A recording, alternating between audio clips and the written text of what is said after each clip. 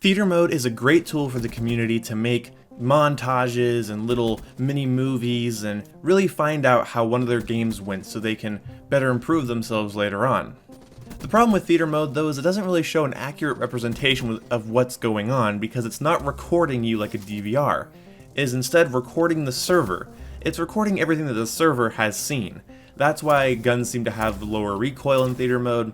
That's why people die faster, because you're going after exactly what the server saw. Ever wonder how kill cams work? Kill cams aren't recording what you did, it's recording what the server showed you. And that's really, really important to know. In fact, a while ago, I made a video talking about how you should watch the kill cams after you die so that you get a better idea of what the server saw and how it translates to what you saw. But Infinite Warfare will not be having theater mode, and why does this make me happy? Well, I have some science behind this. I'm guessing everybody that's watching this has a smartphone, console, or a computer. So let's just say you have a lot of things open on your phone. You have a lot of apps open. Let's say you have 20 apps, okay? Now, your phone is now running slower than it would be if it was running 19, 18, 17 apps. And of course, the optimal amount of apps to be running would be 1. Basically, more stuff can't be running as if it wasn't. You can't have the same performance with 20 apps as you would with 1 app. You'd have to have a lot of RAM, and these apps would have to be using very, very little. But even if each app for some reason just used 1 megabyte of your 30,000 gigabytes of RAM, having 20 open is still slower than having 1. So, when theater mode is running constantly, recording what the server's seeing, recording what the enemy's seeing, recording what the dude on the other side of the map that's not even pertaining to you, recording what he's doing, and it's recording all of that all the time. It's recording the information and storing it. Recording and storing, recording and storing, recording and storing all the time. Why do you think Black Ops games are known for having bad hit detection? The biggest complaints in Call of Duty have been on Modern Warfare 3's lag, Black Ops 1's lag and hit detection, Black Ops 2 dying around corners, and Black Ops 3 frame rate and many lag spikes in gunfights. All of these games have theater mode, and for me personally, and now this is kind of a hazy memory because I haven't played MW3 for a long time, but I remember on my 360, I remember getting better hit detection, or the game just felt a little better when I turned off theater mode recording. Basically, you can't have a first-person shooter recording everything the server does and have it run the same way as if it wasn't. That's taking up memory, that's taking up space, that's slowing things down. So although we do lose a tool, we lose a feature of customization, we lose a way to make really awesome cinematic montages, what we might gain in return is great hit detection, more consistent gunfights, less frame spikes, and just an overall more consistently smooth game. I'm gonna give you guys another example here. Windows. Windows is an OS that's widely used by most people unless they don't want to have software at their disposal. But either way, Windows is much clunkier with all of the features turned on than it is with all of them turned off. And that's why I turn off most Windows features, most of the built-in Windows. Do you want us to do this automatically? Do you want us to do this? Do you want us to look at this? Do you want us in here? Do you want us out there? I turn all of that stuff off and I just run it as bare bones as possible.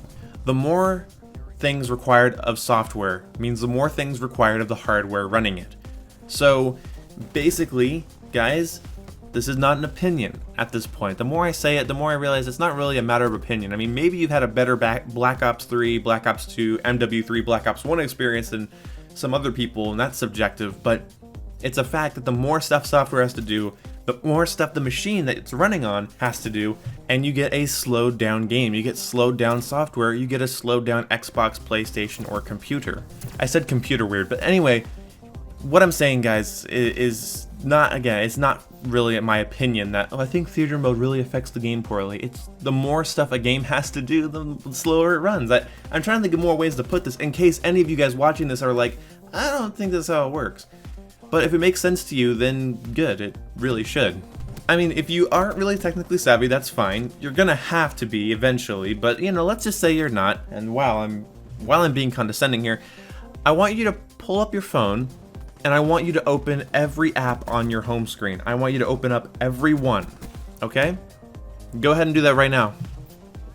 Or if you don't have a smartphone, that's fine. Go on your computer and just open up 10 programs on your desktop and let me know what it's like to use one of those programs with the other 9 running. Really, it doesn't work well, does it? Because your OS on your phone or on your computer is having to do more. The hardware is having to do more. The software itself that you're running has to do more to keep up. So it's kind of common sense, right? The more stuff something has to do, the slower it's going to go. I could just keep reiterating this over and over and over again that the more stuff that's running, the slower the thing that's running will have to run. But really, I want to point out this. Infinite Warfare might have the hit detection of Call of Duty Ghosts, the speed and momentum of Advanced Warfare, the movement system of Black Ops 3, and hopefully what will make or break this game is the maps. In my opinion, it's not overpowered weapons or specialist things. Those can be tweaked and balanced accordingly, but maps. The maps have to be set. The maps have to be well balanced with good spawns so that flow is not interrupted and flow is not a constant clusterfuck of people bouncing around in your face. I have a whole video about how when you add advanced movement to a small map, it becomes a tiny map, and for a medium map it becomes a small map, and a large map becomes a medium map, and a huge map becomes a large map. As soon as you speed up the players, the map loses its size. And the smaller the size, the more people in your face, and the more frustrating it'll become when you kill somebody and 3 seconds later they're already in your face again because they hit X and then they're back in your business. Anyway guys, I hope you enjoyed this. I hope you understand that this is a good thing. I think that a game needs to be lighter. A game needs to have less stuff going on for it to be a smooth, consistent, competitive experience. It's really hard to compete in Black Ops 3 for me. Like, Black Ops 3 is a grinding game if I want crypto keys. It's really hard to compete when there's just these little frame drops, and there's lag in between kills, and it's really weird. And I go to play Call of Duty Ghosts on a really bad connection, and I can tell I'm lagging, but the hit detection's still good. The bullets are still registering. I can still melt people, even when I'm having bad connection, and I almost am certain that the contrast between Ghosts and Black Ops 3 is that Ghosts isn't constantly recording the server over and over and over again, and then storing it, and then recording it and storing it. I'm almost certain. But, I don't know, it's that's a little subjective and it's up to debate, so go ahead and feel free to debate that in the comment section below. I will see you when I see you. I hope you guys enjoyed this, and I will make other videos, and you'll see them on my channel. Goodbye!